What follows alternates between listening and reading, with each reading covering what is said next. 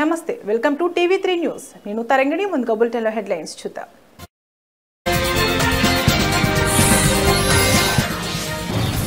ఉగ్రదాడులతో భారత్లో అశాంతి సృష్టిస్తే మౌనంగా ఉండబోమని ప్రధాని ఉగ్రవాదాన్ని పాకిస్తాన్ ఒక యుద్ధ వ్యూహంగా అనుసరిస్తోందని మోదీ వ్యాఖ్య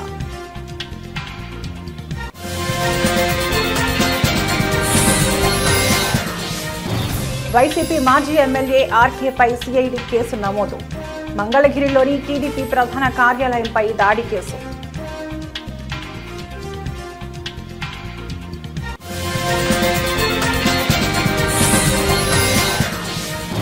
సినిమా హాళ్ల నిర్వహణపై పవన్ కీలక ప్రకటన థియేటర్ల బంద్ వెనుక శక్తులపై విచారణకు ఆదేశించిన తేల్చాలి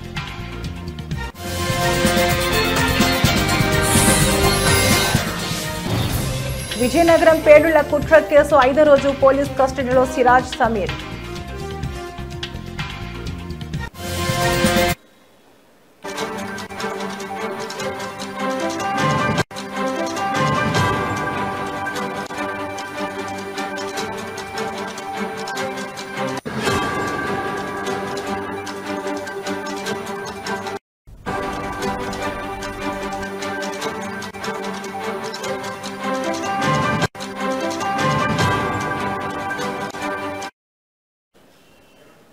బ్రేకింగ్ న్యూస్ చూస్తున్నాం. దేశంలో ఉగ్రవాద దాడుల ద్వారా అశాంతి సృష్టించాలని చూస్తే సహించేది లేదని ప్రధానమంత్రి నరేంద్ర మోదీ పాకిస్తాన్ను హెచ్చరించారు.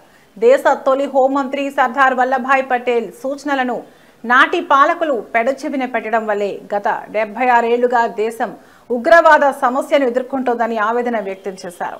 2 రోజుల గుజరాత్ పర్యటనలో భాగంగా మంగళవారం నాడు పలు అభివృద్ధి కార్యక్రమాలను ప్రారంభించిన అనంతరం నిర్వహించిన సభలో ప్రధాని ఈ వ్యాఖ్యలు చేశారు. ఈ సందర్భంగా ఆపరేషన్ సింధూర్ గురించి కూడా ప్రస్తావించారు.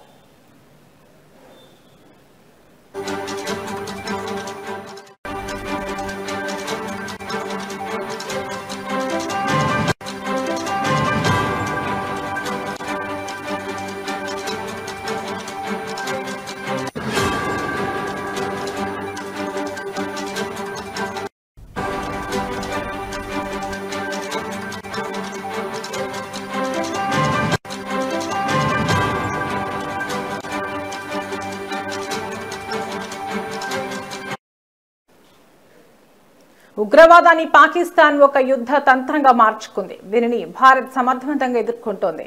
పాకిస్తాన్లో ఉగ్రవాదుల అంత్యక్రియలకు ఆ దేశ ప్రభుత్వ అధికారులు హాజరై ప్రభుత్వ లాంఛనాలతో నిర్వహించారు. వారి సైన్యం కూడా ఉగ్రవాదులకు సెల్యూట్ చేసింది. ఇది ఉగ్రవాదం కేవలం పరోక్ష యుద్ధం కాదని పాకిస్తాన్ అనుసరిస్తున్న యుద్ధ వ్యూహమని స్పష్టం చేస్తోంది.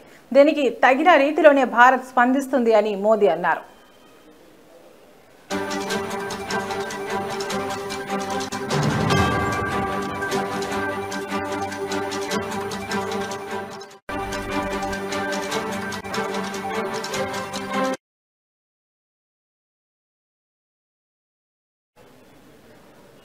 తాము శాంతినే కోరుకుంటామని, ఇతరులు కూడా శాంతియుతంగా ఉండాలని ఆకాంక్షిస్తామని, అయితే పరోక్ష యుద్ధంతో తమ సహనాన్ని పరీక్షిస్తే మాత్రం ఉపేక్షించేది లేదని తేల్చి చెప్పారు. 1947 నాటి దేశ విభజనను ప్రస్తావిస్తూ 1947లో దేశం 2గా చీలిన రోజే కశ్మీర్లో తొలి ఉగ్రదాడి జరిగింది. సాయుధ ముఠాల సాయంతో పాకిస్తాన్ కశ్మీర్లోని కొంత భాగాన్ని ఆక్రమించుకుంది.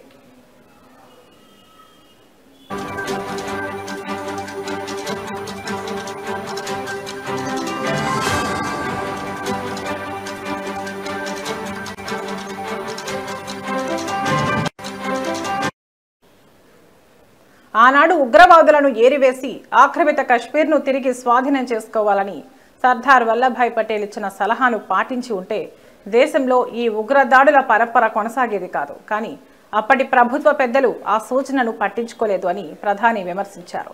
అప్పటి నుంచి పర్యాటకులు, యాత్రికులు, సామాన్య పౌరులే లక్ష్యంగా దాడులు జరుగుతున్నాయని, ఇటీవల పహల్గామ్లో జరిగిన ఘటనే దీనికి నిదర్శనమని అన్నారు.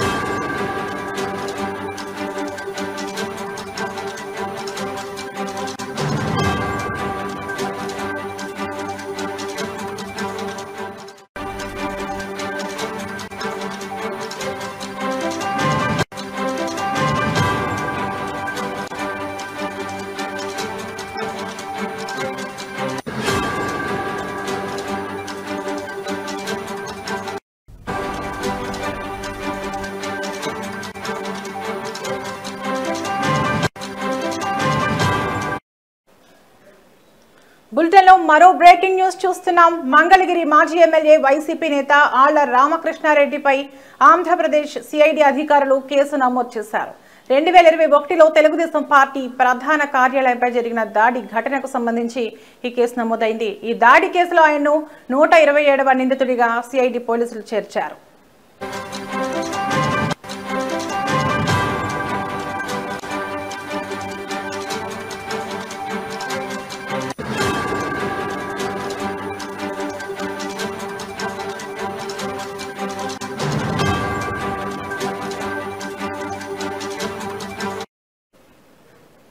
ఇక వివరాల్లోకి వెళితే గత వైసీపీ ప్రభుత్వ హయాంలో 2021 అక్టోబర్ 19న మంగళగిరిలోని టీడీపీ కేంద్ర కార్యాలయంపై కొందరు దుండగులు దాడికి పాల్పడ్డారు.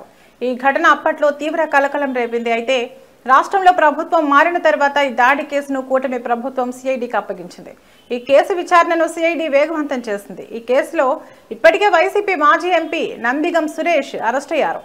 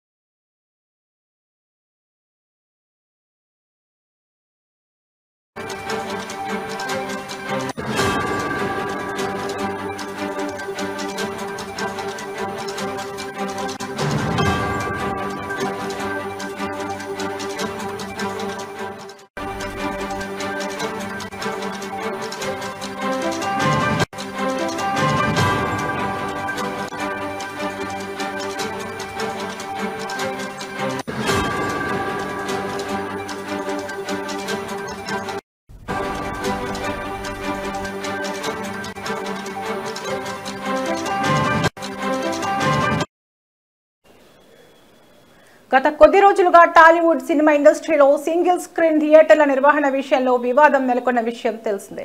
కాగా వారి వివాదంలో భాగంగా జూన్ 1 నుంచి థియేటర్లను క్లోజ్ చేయాలి ఎగ్జిబిటర్లలోని ఓ వర్గం నిర్ణయించింది. కాగా ఈ వ్యవహారంపై ఏపీ సినిమాటోగ్రఫీ మంత్రి కందుల దుర్గేష్ స్పందిస్తూ సీరియస్ అయ్యారు. దీంతో ఈ వ్యవహారం కాస్త పెను దుమారంగా మారడంతో నిర్మాత అల్లు అరవింద్, ఎఫ్డీసీ చైర్మన్ దిల్ రాజులు స్పందించారు.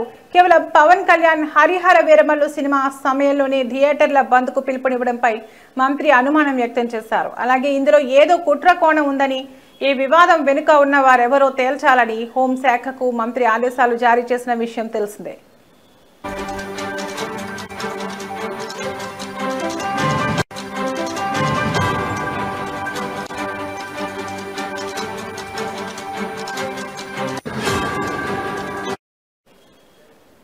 తాజాగా సినిమా హాళ్ల నిర్వహణపై డిప్యూటీ సీఎం పవన్ కళ్యాణ్ స్పందిస్తూ సంచలన ప్రకటన చేశారు. సినిమా హాల్స్ బంద్ నిర్ణయం వెనుక ఉన్న శక్తులేమిటో తేల్చాలని ఆదేశించారు. అలాగే ఈ కుట్ర వెనుక జనసేన నాయకులు ఉన్న చర్యలకు వెనకడుగు వేయవద్దని పవన్ కళ్యాణ్ తెలిపారు. అలాగే రాష్ట్రంలో సినిమా హాళ్ల నిర్వహణ పగడ్బందీగా ఉండాలని, థియేటర్లలో ఆహార పానీయాల నాణ్యత, ధరలపై నియంత్రణపై సినిమాటోగ్రఫీ శాఖ సమన్వయం చేస్తుందని డిప్యూటీ సీఎం ప్రకటించారు. అలాగే ఇకపై రాష్ట్రంలో విడుదలయ్యే సినిమాల టికెట్ ధరలు పెంచుకోవాలంటే ఇకపై కేవలం ఫిలిం ఛాంబర్ ద్వారానే ప్రభుత్వాన్ని సంప్రదించాలని, ఇది తాను నటించిన హరిహర వీరమల్లు సినిమాకు కూడా వర్తిస్తుందని డిప్యూటీ సీఎం పవన్ కళ్యాణ్ ఆదేశించారు.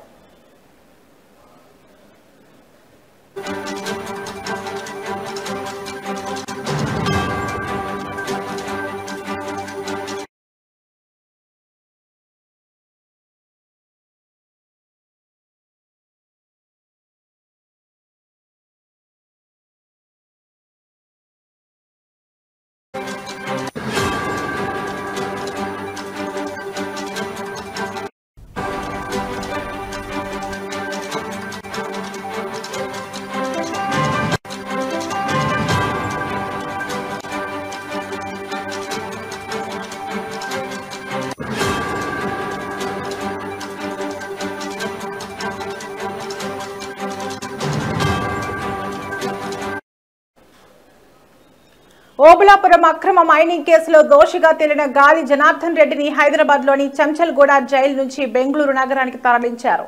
బెంగళూరులో ఆయనపై పలు కేసులు విచారణలో ఉన్న నేపథ్యంలో అక్కడి పోలీసులు పీటీ వారెంట్ ఆధారంగా ఆయన్ను అదుపులోకి తీసుకుని బెంగళూరుకు తీసుకువెళ్లారు.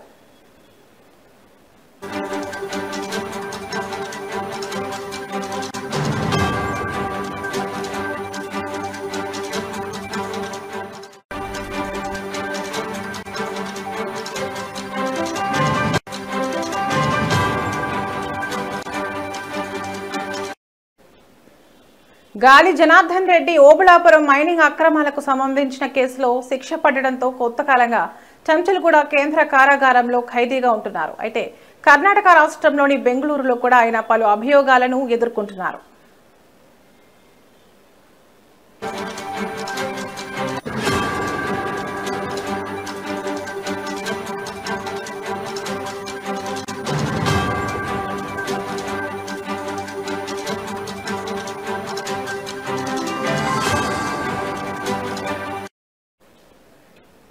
ఈ క్రమంలోనే అక్కడి కోర్టు జారీ చేసిన పీటీ వారెంట్తో బెంగళూరు పోలీసులు చంచల్గూడ జైలు అధికారులను సంప్రదించారు. అవసరమైన ప్రక్రియలు పూర్తి చేసిన అనంతరం గాలి జనార్దన్ రెడ్డిని తమ వెంట బెంగళూరుకు తీసుకెళ్లారు.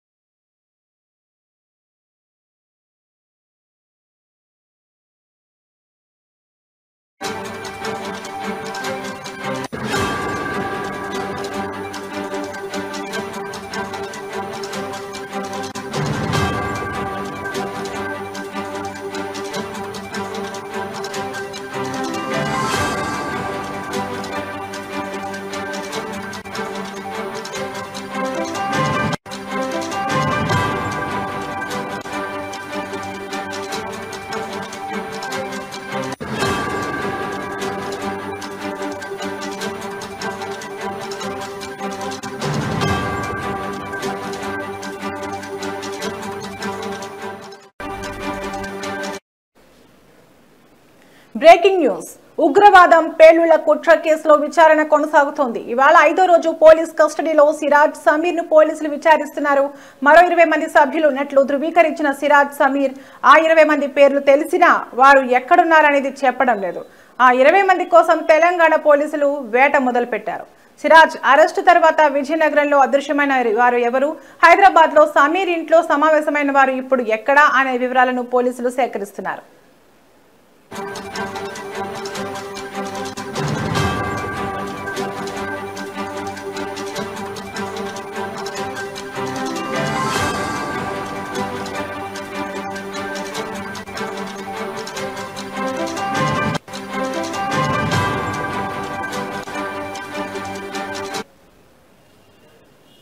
బాంబు పేలుళ్లకు కుట్ర పన్నిన సూత్రధారి సిరాజేనని దేశవ్యాప్తంగా 7 రాష్ట్రాల్లో బాంబు పేలుళ్లకు వ్యూహరచన చేశాడని నేషనల్ ఇన్వెస్టిగేషన్ ఏజెన్సీ ఎన్ఐఏ విచారణలో తేలినట్టు సమాచారం. ఉగ్రవాద భావజాలం పేలుడు పదార్థాలు కలిగిన హైదరాబాద్ కు చెందిన సమీర్, విజయనగరం జిల్లా ఆబాద్వీదికి చెందిన సిరాజ్ ఉర్ రెహమాన్ ను ఈ నెల 16న కౌంటర్ ఇంటెలిజెన్స్ అధికారులు అరెస్ట్ చేసిన విషయం తెలిసిందే.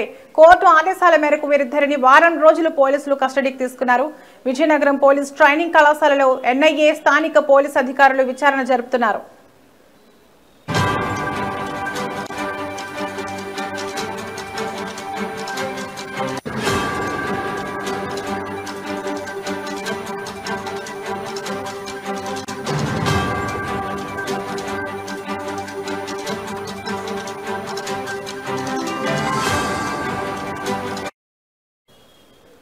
గత 3 రోజులుగా నోరు విప్పని సమీర్ సోమవారం పలు విషయాలు బహిర్గతం చేసినట్లు సమాచారం. పేలుళ్లకు పథక రచన చేసింది సిరాజేనని చెప్పినట్లు తెలిసింది. అహీం గ్రూప్ కు అడ్మిన్ కూడా సిరాజ్ అని, అతనితో పాటు మరో 20 మంది క్రియాశీలక సభ్యులు ఉన్నారని చెప్పినట్లు సమాచారం. సౌదీలో పూర్తి స్థాయిలో శిక్షణ పొందిన సిరాజ్ హైదరాబాద్ లో ఉంటూ తరచూ సౌదీతో పాటు ఓమెన్ దేశాలకు వెళ్లినట్టు ఎన్ఐఏ గుర్తించింది. వరంగల్ కు చెందిన ఫర్హాన్, ఢిల్లీకి చెందిన బాదర్, సౌదీకి చెందిన ఇమ్రాన్ తో మిలాఖత్ అటు పాకిస్తాన్ కు చెందిన ఓ ముస్లిం సంస్థతో టైఅప్ అయినట్లు సమాచారం. అహీం గ్రూప్ ద్వారా ఆ సంస్థతో సిరాజ్ సంప్రదింపులు జరిపినట్లు తెలిసిందే.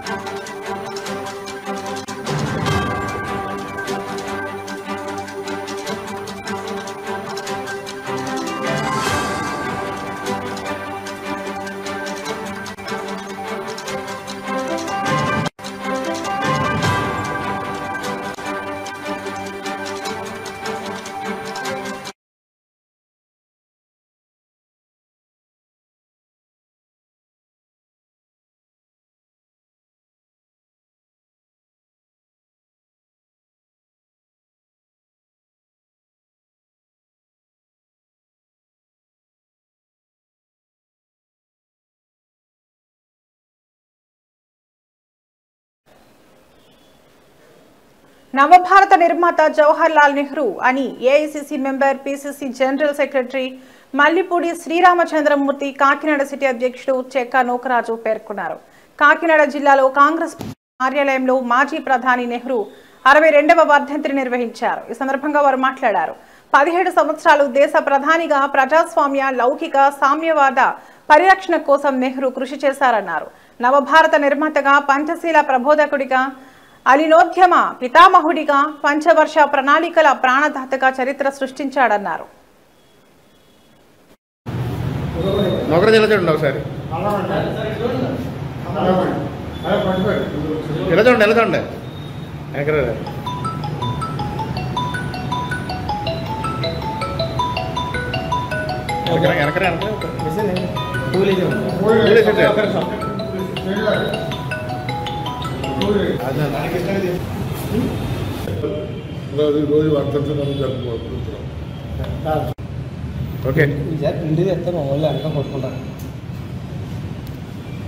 ఈరోజు శ్రీ జవహర్లాల్ నెహ్రూ గారి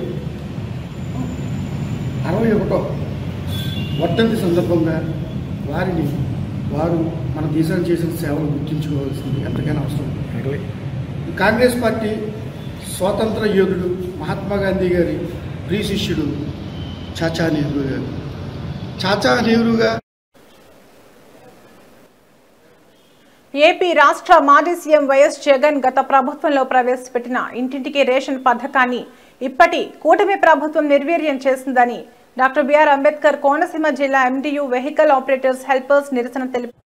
ఇంటింటికి రేషన్ పథకం నిర్వీర్యం వల్ల ఆంధ్రప్రదేశ్ రాష్ట్రంలో సుమారు 9,600 కుటుంబాలు రోడ్డున పడ్డాయని ఆరోపించారు. ఈ కార్యక్రమానికి మద్దతుగా జిల్లా అధ్యక్షులు చిర్ల జగ్గిరెడ్డి పాల్గొన్నారు. అనంతరం ఎండియు వెహికల్ ఆపరేటర్స్ తో కలిసి అంబేద్కర్ కోనసీమ జిల్లా కలెక్టర్ వినతి పత్రం అందజేశారు.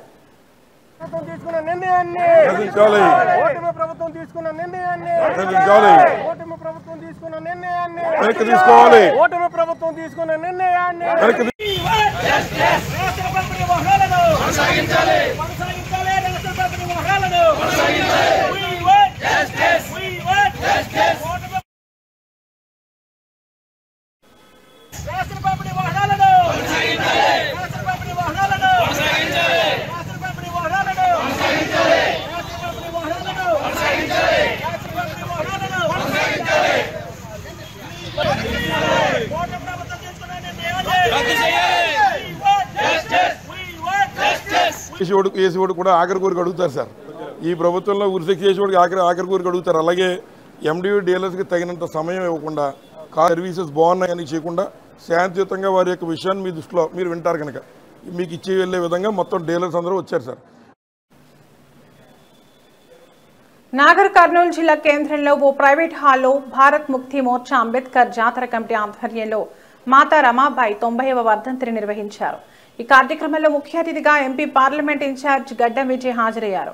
ఈ సందర్భంగా అణగారిన వర్గాల కోసం డాక్టర్ బిఆర్ అంబేద్కర్ చేసిన పోరాటంలో ఆయనకు అండగా నిలిచి తన జీవితాన్ని వెచ్చించి సమాజ సేవలో తనను తాను నిమగ్నం కావడంలో రమాబాయి తన భర్త సామాజిక సంస్కరణల లక్ష్యాలను నెరవేర్చడానికి అంకిత భావంతో మద్దతు ఇచ్చారని కొనియాడారు.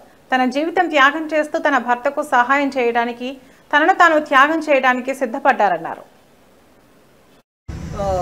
ఏజ్లోనే ఆయనకు వివాహం కావడం జరిగింది.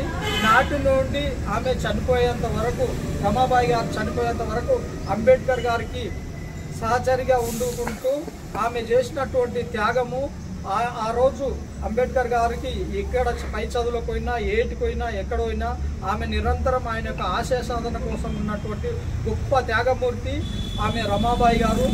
ఆమెకు యొక్క పుట్టినటువంటి రమాబాయి అంబేద్కర్లకు పుట్టినటువంటి బిడ్డలకు కూడా కనీసం తినడానికి తిండి లేక, పౌష్టిక ఆహారం లేక, రోగం వస్తే చూపించుకోవడానికి డబ్బులు లేక తన యొక్క కుటుంబాన్ని అంబేద్కర్ గారి యొక్క చదువుల కోసం ఖర్చు పెట్టి ఆయన మొత్తం తన కుటుంబాన్ని మొత్తం త్యాగం చేసుకొని తన పిల్లల్ని మొత్తం కూడా వైద్యం లేకుండా చంపుకున్నటువంటి పరిస్థితి. అంటే తన బిడ్డలను త్యాగం చేస్తే ఈరోజు మనం ఎస్సీ, ఎస్టీ, బీసీ మైనార్టీలు అంబేద్కర్ గారి యొక్క పెద్ద చదువు చదివి ఈ దేశానికి రాజ్యాంగాన్ని రచించి ఈ దేశానికి హక్కు. ఇవి ఇప్పటివరకున్న బులెటిన్ అప్డేట్స్. మరో బులెటిన్లో మళ్ళీ కలుద్దాం. నమస్తే.